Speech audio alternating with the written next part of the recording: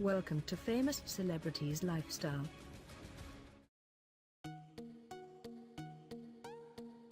Daario Naharis. An orphan of the street, Daario learned the arts of war to gain status in the Meereen fighting pits and eventually escaped slavery to earn a command position among the Second Sons. Despite his lowly status, Daario maintains a higher code of conduct than many anointed knights on this list. He won't harm civilians, and he'll only kill soldiers who are trying to kill him.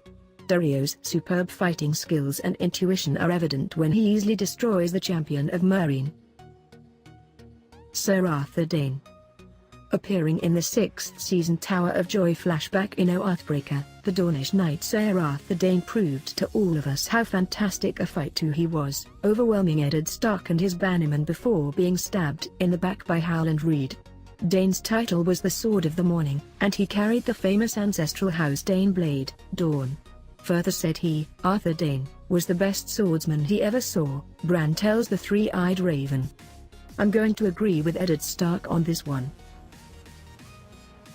Oberyn Martell. The handsome, hugely skilled Oberyn would land higher on this list if not for the moment of boastful inattention that got him killed.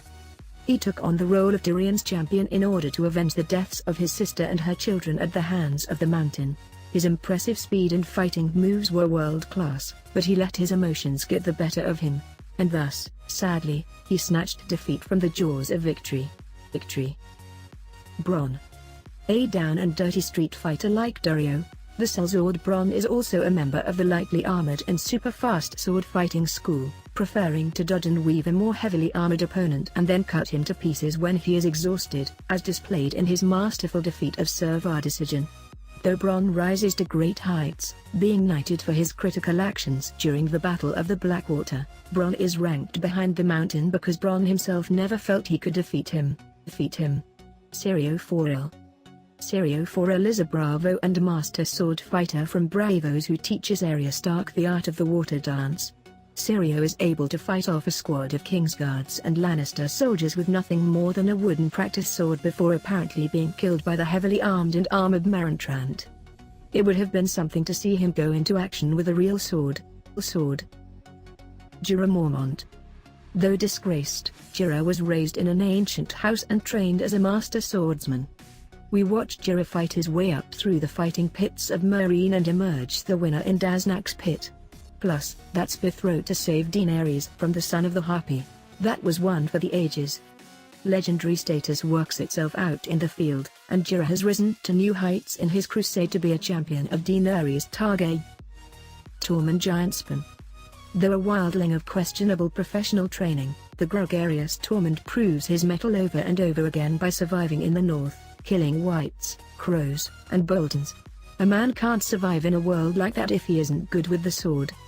And anybody who can both obliterate the Lord of Bones with his own staff and ask Brienne of Tarth out on a date, or whatever the Westerosi equivalent of that is, has got the real steel cojons. The Mountain.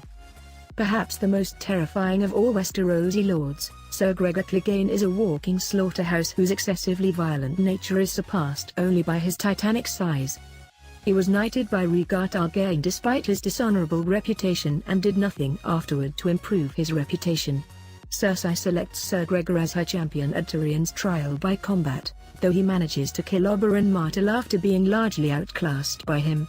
Oberyn's manticore venom-tipped spears make his severe wounds mortal. Sir Gregor is saved by the mysterious Qyburn, who transforms him into some kind of battle monster. The Hound. More of a brawler than a technician, the Hound simply destroys every opponent he comes across. He doesn't want to be a knight, and his enjoyment in the act of killing is tempered somewhat by his own odd code of ethics. He is a powerhouse in battle, but he is terrified of fire. He has defeated the swordsman Beric Dondarrion, and can plow through a squad of regular soldiers with minimal difficulty, but meets his match when bested by Brienne of Tarth. Brienne of Tarth. The high-born Brienne of Tarth is probably the truest ideal knight on this list, even though she claims I am no knight. She fights like a lioness, all screams, and whirling blade as if every battle is waged against every man who have mocked her and stood in her way. Some may think Brienne shouldn't rank so high, but she did defeat all comers, including Lyra's Tyrell, at Renly Baratheon's tournament at Storm's End. She also bested the Hound in single combat. The Hound may have been weakened by his bite wound, but she took him down either way. Lyra's Tyrell. As the masterfully trained and talented heir to Highgarden, Lyra's is known as the Knight of the Flowers. He is a highly successful tournament knight, and he once unseated the formidable Jaime Lannister in a joust. With brains to match his physical prowess, he rides a mare in heat to unsettle the mount of Sir Gregor Clegane, whom he unseats during the Hands tournament. Sir Lyra's did suffer defeated the hands of Brienne of Tarth at Renly's tournament.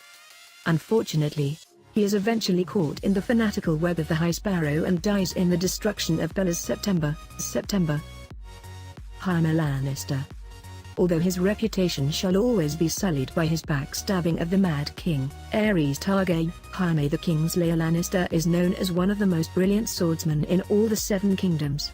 James says there are 3 swordsmen who might have a chance of defeating him in a fair fight, but he does not name them. Since the loss of his hand, Jaime's rank is difficult to place. His skills and instincts remain, but we haven't seen him tested by a highly skilled opponent while fighting with his remaining hand. No, practicing with Bronn doesn't count. Barristan Selmy. Barristan Selmy the Bold is a knight who served the Kingsguard for more than 40 years, and many believe him to be the finest swordsman in all of the Seven Kingdoms. Even though Selmy was absolutely loyal to Rhaegar Targaryen right up until the end of Robert's rebellion, his reputation of courage and chivalry so impressed Robert that he both pardoned Selmy and made him Lord Commander of the Kingsguard. His death at the hands of the Sons of the Harpy in a marine back alley was not a worthy final act for this guy. Robert Baratheon. Former ruler of the Seven Kingdoms, Robert had been insanely impressive in his youth. His killing of the mighty Rhaegar Targaryen at the Battle of the Trident, with a single warhammer blow, is one of the most stunning exploits in all of Westerosi lore. Despite his battlefield prowess, Robert proved a far less capable king, eating and drinking to excess and finally succumbing to the treachery of his conniving queen, Cersei Lannister. Jon Snow. Raised in the powerful House Stark, Jon was trained in swordplay by capable instructors and has proven himself, repeatedly, to possess tremendous natural instinct and talent on the battlefield.